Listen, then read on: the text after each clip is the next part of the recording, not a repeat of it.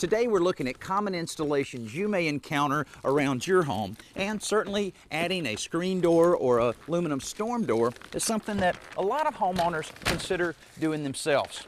Now, you may install a door like this to protect an opening like we have here from all the weather.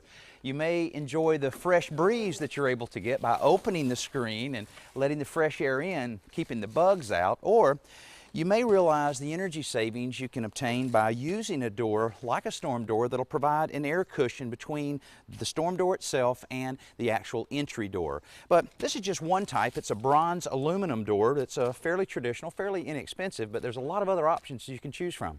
Most home centers have a wide selection of storm doors in a variety of sizes, colors, and prices.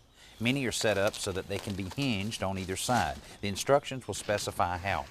We're removing the retaining clips that held the hinge frame during shipping. Next, I measure the frame against the door jamb before we cut it to length.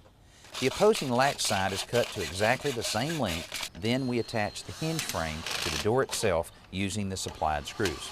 A little leverage goes a long way with these self-tapping screws. This whole assembly mounts to the house, lines up with the door trim, and screws in place from the front and the inside. The latch side frame is lined up on the door before we attach it in the same fashion. The top of the frame, or header, goes on above the frame and latch pieces and is also attached with screws. An extender slides onto the bottom of the door to ensure that it is sealed at the threshold. Then we mount the latch and the closure device to the door itself.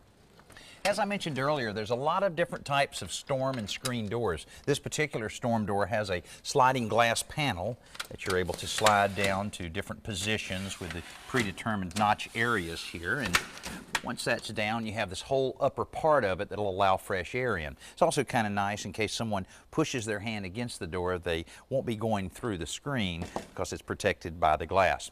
Now, most storm doors and screen doors have a door closer like this. It's not a bad idea for any exterior door.